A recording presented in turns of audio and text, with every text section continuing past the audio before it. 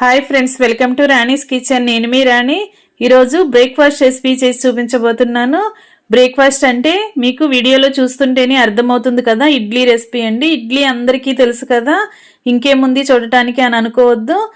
వీడియోని ఫస్ట్ నుంచి లాస్ట్ వరకు చూడండి, మధ్య మధ్యలో స్కిప్ చేయకుండా చూడండి. డిఫరెంట్ ప్రాసెస్తో ఇడ్లీ అనేది చేసి చూపించబోతున్నాను. అలాగే ఛానల్ని ఫస్ట్ టైం చూస్తున్న వారు సబ్స్క్రైబ్ చేసుకుని పక్కనే ఉన్న బెల్ బటన్ క్లిక్ చేయండి. నేను పెట్టబోయే రెసిపీస్ అన్నీ డైలీ మీ ఫోన్కి నోటిఫికేషన్కి వస్తాయి కదా, ఓపెన్ చేసి చూడండి. మీకు నచ్చిన రెసిపీస్ని కుక్ చేసి ఫ్యామిలీకి సర్వ్ చేయండి.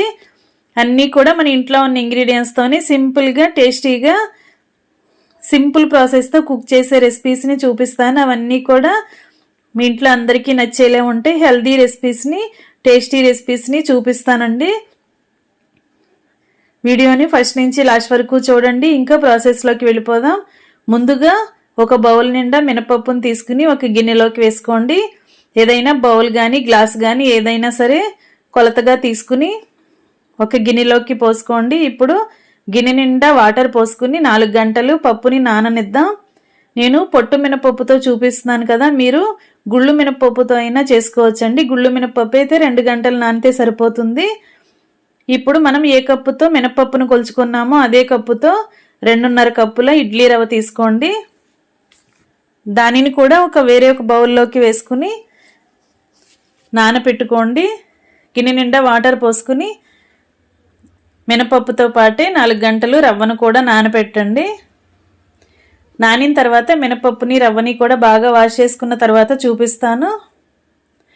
ఇలా మినపప్పు పొట్టంతా కూడా కడుక్కుని శుభ్రంగా చేసుకున్నాం కదా. ఇప్పుడు ఒక మిక్సీ జార్ తీసుకుని దానిలోకి పప్పుని వేసుకోండి. వాటర్ అనేవి ఎక్కువగా రానివ్వకుండా కొంచెంగా వాటర్ మాత్రమే పోసుకుని సాఫ్ట్గా రుబ్బండి.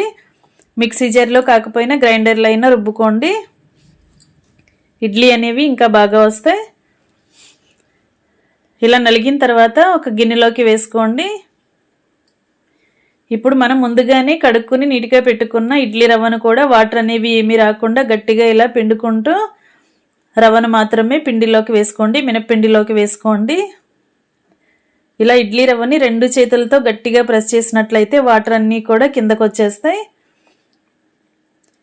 ఇప్పుడు ఒక 1/2 టీ స్పూన్ వంట సోడా వేసుకోండి. మినప్పిండి, ఇడ్లీ రవ్వ, వంట సోడా కూడా బాగా కలిసేంత వరకు గరిటెతో కలుపుకొని మూత పెట్టుకోండి. ఈ గిన్నెను నైట్ మొత్తం అలాగే ఉంచండి. మార్నింగ్ బ్రేక్ఫాస్ట్ టైంకి చూద్దాం.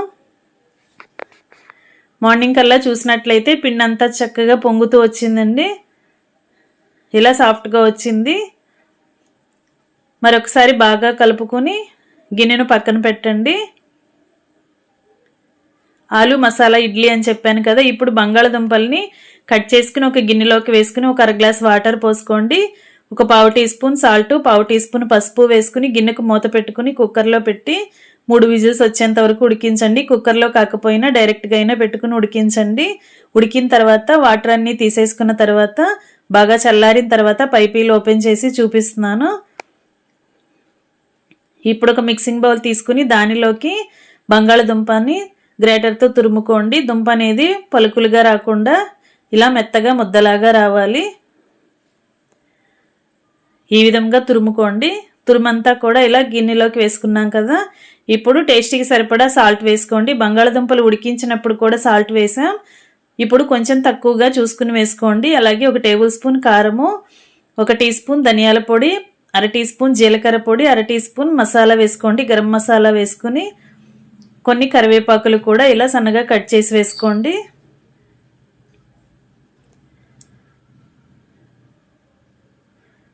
ఇప్పుడు కొత్తిమీర కూడా వేసుకోవచ్చండి. టేస్ట్ అనేది మీకు నచ్చితే కొత్తిమీరను కూడా సన్నగా చాప్ చేసుకుని వేసుకోండి. ఇప్పుడు సన్నగా చిన్న ముక్కలుగా తరిగిన క్యారెట్ ముక్కలు వేసుకోండి. అలాగే సన్నగా తరిగిన క్యాప్సికమ్ ముక్కలు కూడా వేసుకోండి. అలాగే గ్రీన్ పీస్ అండి, పచ్చ బఠానీలు ఉంటాయి కదా, వాటిని కూడా ఇలా నానబెట్టుకుని వేసుకోండి. ఇలా వేసేసుకున్నాం కదా. ఇప్పుడు మనం వేసిన ఇంగ్రీడియంట్స్ అన్నీ కూడా బంగాళదుంప తురుములో కలిసేంత వరకు చేత్తో బాగా కలుపుకొని చపాతీ ముద్దలాగా ప్రిపేర్ చేసుకోండి.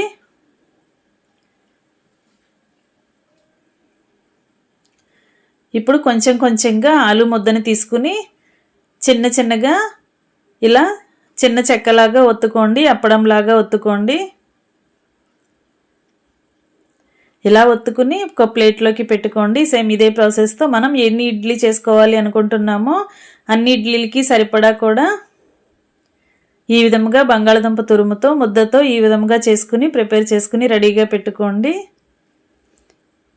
ఫ్రెండ్స్, ఇడ్లీ అనేది చాలా చాలా టేస్టీగా ఉంటుందండి, హెల్త్కి చాలా మంచిది. ఇప్పుడు మనం రుబ్బుకుని నైట్ మొత్తం నానబెట్టుకున్న పిండిని బాగా కలుపుకున్నాం కదా, దానిని మనకి కావలసిన క్వాంటిటీలో కొంచెంగా గిన్నెలోకి వేసుకుని తగినంత సాల్ట్ వేసుకుని సాల్ట్ అంతా కూడా పిండిలో కలిసేంత వరకు బాగా కలపండి. మిగిలిన పిండిని ఫ్రిడ్జ్లో పెట్టుకుని సెకండ్ డే వాడుకోవచ్చండి. ఇప్పుడు ఒక రోజుకి మాత్రమే సరిపడా ఇడ్లీకి మాత్రమే నేను ఒక బౌల్లోకి పిండి తీసుకుని సాల్ట్ వేసి కలిపాను. ఇప్పుడు ఇడ్లీ పాత్రకి ఇడ్లీ రేకులకి ఇలా నెయ్యిని అప్లై చేసుకోండి. కొంచెంగా నెయ్యిని అప్లై చేసుకుని మనం ఇడ్లీ వేయటం స్టార్ట్ చేద్దాం. ఇలా 2 స్పూనుల పిండిని ఇలా వేసుకోండి. ఇలా అన్ని రేకుల్లో కూడా ఇదే విధంగా వేసుకుని మనం రెడీ చేసి పెట్టుకున్న ఆలు టిక్కీలని అలా పెట్టుకుందాం. పిండి మధ్యలో పెట్టుకుని మొత్తం అన్నీ కూడా మనం ఎన్ని ఇడ్లీ ప్రిపేర్ చేసుకోవాలన్నా కూడా ఇదే ప్రాసెస్తో చేసుకోండి. ఇప్పుడు మిగిలిన పిండిని ఇలా బంగాళదుంప ముద్ద అనేది కనిపించకుండా పిండితో కవర్ చేయండి. పిండి గ్రైండ్ చేసుకున్నప్పుడు కొంచెం పిండిని గట్టిగా రుబ్బుకున్నట్లయితే ఇలా ఇడ్లీ రేకులో వేసినప్పుడు పిండి అనేది చుట్టూ అంచులకి రాకుండా చక్కగా అంటుకొని ఉంటుందండి. మధ్యలో మాత్రమే ఉంటుంది. వాటర్ అనేవి ఎక్కువగా యాడ్ చేయకుండా పిండిని కొంచెం గట్టిగా గ్రైండ్ చేసుకోండి. అలాగే ఇడ్లీ రవ్వ కూడా వాటర్ నుండి పిండుకుని తీసుకున్నప్పుడు వాటర్ అనేవి ఏమీ లేకుండా గట్టిగానే తీసుకున్నట్లయితే మనకి ఇడ్లీ వేసుకునే ప్రాసెస్ అనేది ఈజీగా అవుతుంది. ఇలా మనం ప్రిపేర్ చేసుకున్న ఇడ్లీని స్టాండ్కి పెట్టుకుని పాత్రలో పెట్టుకుని వాటర్ పోసుకుని ఉడికిద్దాం. ఉడికించిన తర్వాత చూపిస్తున్నాను. కొంచెం చల్లారిన తర్వాత ఇడ్లీ రేకు నుంచి వీటిని రిమూవ్ చేసుకుని సర్వింగ్ ప్లేట్లోకి తీసుకుందాం. ఫ్రెండ్స్, రొటీన్గా ఎప్పుడూ చేసే ఇడ్లీనే కాకుండా ఇలా ప్రాసెస్ అనేది డిఫరెంట్గా చేసి టేస్టీగా ఇడ్లీ వేసి సర్వ్ చేయండి. పిల్లలకి పెద్దవాళ్ళకి అందరికీ కూడా ఈ రెసిపీ చాలా బాగా నచ్చుతుంది. ఎప్పుడు ఒకేలా ఇడ్లీ దోశలు కాకుండా ఒకసారి ఇలా చేసి చూడండి. ఆలు మసాలా ఇడ్లీ రెడీ అయిపోయింది. ఇంకా వేడివేడి నెయ్యితో వేడివేడి ఇడ్లీని సర్వ్ చేసుకొని తినటమే.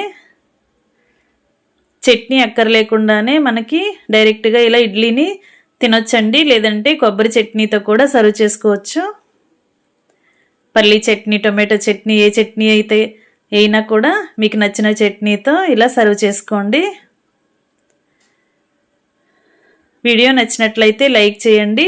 ఛానల్ని ఫస్ట్ టైం చూస్తున్నవారు సబ్స్క్రైబ్ చేసుకుని పక్కనే ఉన్న బెల్ బటన్ క్లిక్ చేయటం మాత్రం మర్చిపోకండి. రెసిపీ నచ్చినట్లయితే మీ ఫ్రెండ్స్కి, ఫ్యామిలీ మెంబర్స్కి వీడియో షేర్ చేయండి. చిన్నపిల్లలకి, పెద్దవారికి చాలా చాలా నచ్చుతుందండి. ఇదే ప్రాసెస్తో ఒకసారి మీరు కూడా కుక్ చేసి సర్వ్ చేయండి. ఇంట్లో అందరికీ కూడా నచ్చుతుంది. టొమాటో చట్నీ, కొబ్బరి చట్నీ, పల్లీ చట్నీతో సర్వ్ చేసుకోవచ్చు. లేదంటే సాంబార్ లాంటివి కూడా సర్వ్ చేసుకోవచ్చు. వీడియో నచ్చినట్లయితే లైక్ చేయటం మాత్రం మర్చిపోకండి. మనం తింటున్నప్పుడు ఆలు కర్రీ అనేది చాలా బాగా తెలుస్తుందండి. ఇడ్లీతో పాటు బంగాళదుంపలో వేసిన మసాలాలన్నీ కూడా చాలా బాగా తెలుస్తాయి. అందరికీ కూడా ఈ టిఫిన్ అనేది బాగా నచ్చుతుంది. మీరు కూడా ఖచ్చితంగా కుక్ చేసి పిల్లలకి, పెద్దవాళ్ళకి అందరికీ కూడా డిఫరెంట్గా సర్వ్ చేసి పెట్టండి. మరొక రెసిపీతో మళ్ళీ కలుద్దాం. Thanks for watching. నేను మీ రాణి.